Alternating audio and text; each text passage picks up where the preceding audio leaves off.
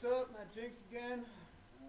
Re-recording a session on triplets and triplet grooves for Haley out in California. She had chimed in and asked me some questions about a track that she did in triplet form.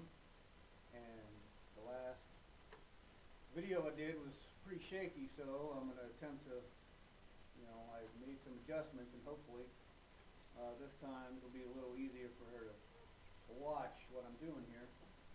So your basic grooves for triplets, same thing as straight, eighth notes, bass drum 1 and 3, snare drum on 2 and 4.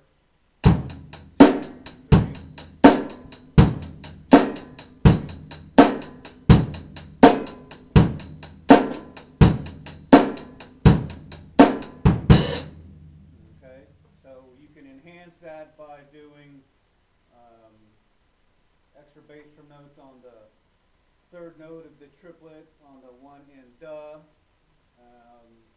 some of those on the snare drum, little grace notes here and there on the snare drum.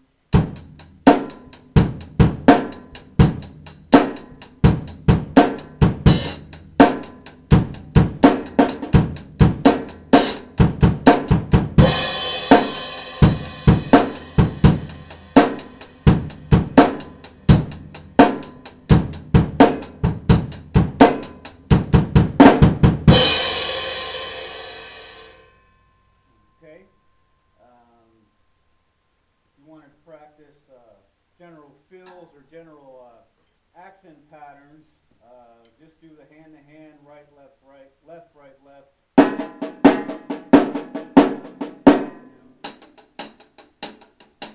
where my good spot, there it is. Right, left, right, left, right, left, right, left, right, left, right, left.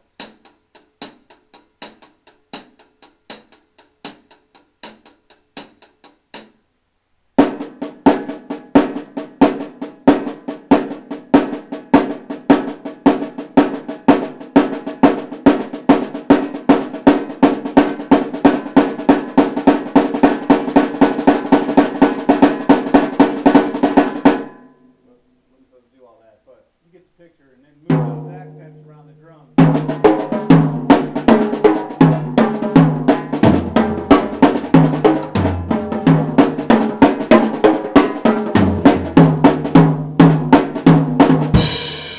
of the other ones I was doing is you could do accents, and it sounds like you're moving around the drums, but you're not really moving around the drums. You're just keeping your taps down low.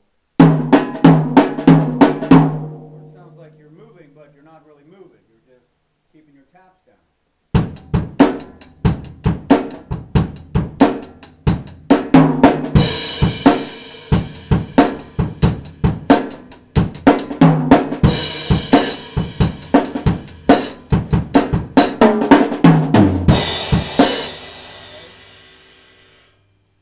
So it's really important when you're doing your one-hand exercises to keep your taps down. And still have some substance to them, placing all those taps, placing all your notes to make sure they're still in the right spot and keeping time with the pattern.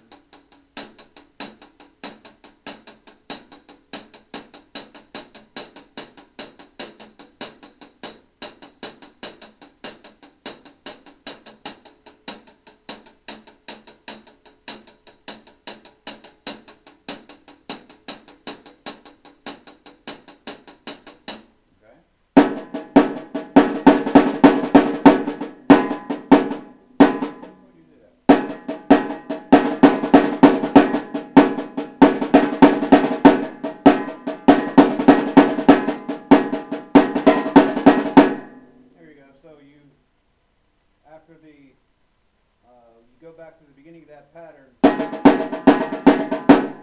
switch that tap on to the other hand, and continue that pattern on the other hand.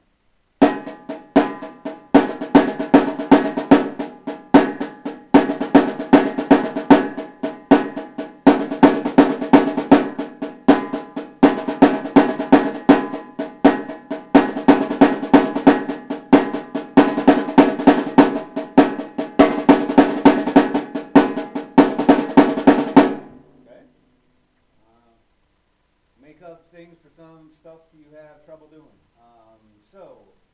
After that,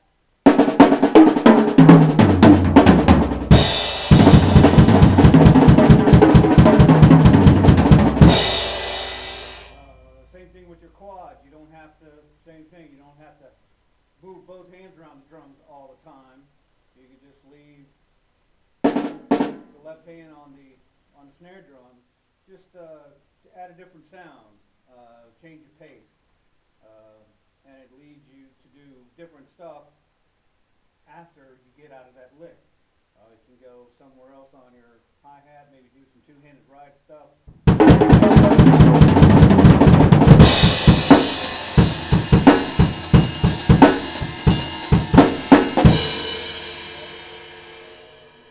Kind of tough to do that when your left hand all the way over here, coming out of that quad. Think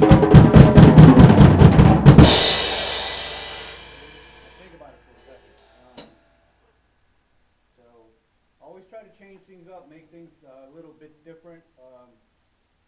Always the way you play stuff, the way you stick certain things is going to change the sound. So think about that as you're playing and making up your licks. Scott Johnson teaches and writes for the Blue Devils. Lots of times he says, I write stuff because I want it to sound a certain way. If I wanted it to be, really beefy, I'll write it this way. If I want it to sound different, I'll write it that way. It could be the same lick, but if I write it differently, it'll change the sound. So same thing on drum set. Depending on how you put your hands, where you put your hands, it's going to change the sound of it. So think about that as you're making up your licks. So enough blah blah blah. More two-handed stuff on the hi-hat, as well as splitting your hands up.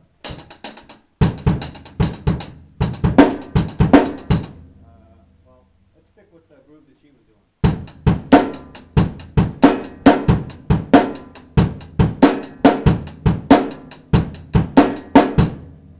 That's another variation to it.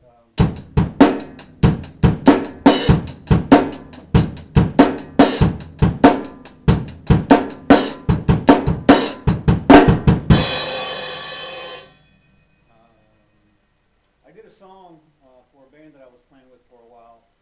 Had almost the same exact tempo and licks. Lots of times, well, not lots of times, but sometimes I used to do a triplet feel with two notes on each tongue.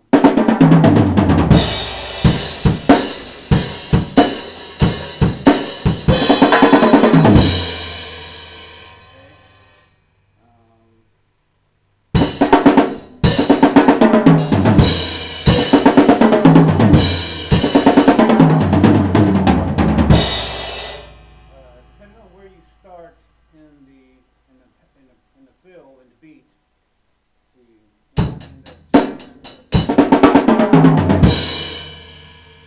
depending on how you're counting it and keep track of it, I started on beat 3, but I was kind of playing 16th note triplets.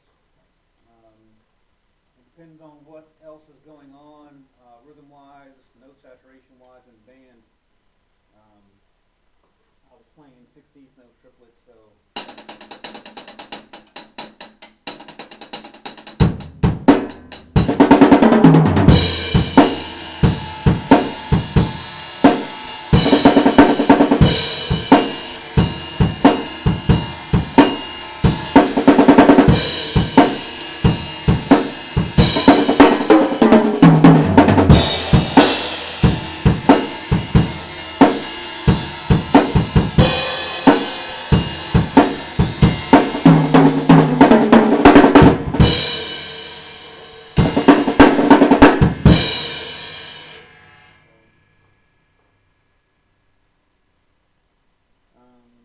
What else you can do? Adding accents, playing, breaking up your diddles, depending on how much time you have, how many sections to the song. You want to break some sections down, just to show off a little bit if you got the time.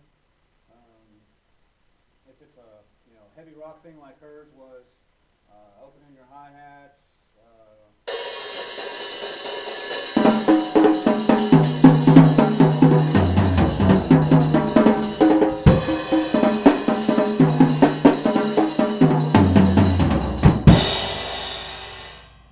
Anything, just to make up tonal-wise. If you have a lot of toms, lots of guys don't have a lot of toms. A lot of guys are scaling down. I decided to go back up the other way, just for nostalgia's sake. Try to add as much melody to all your stuff as possible. The double bass guys, mostly the triplets. Let's see.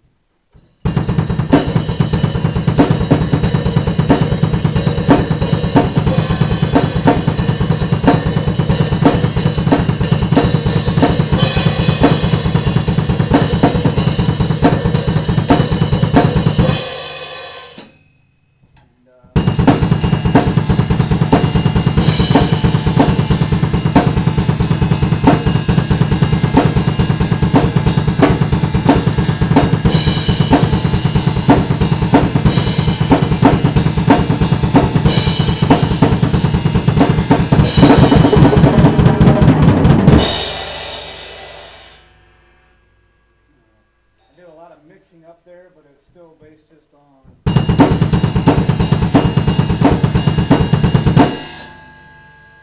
one and two and three, four, one and two and three and four.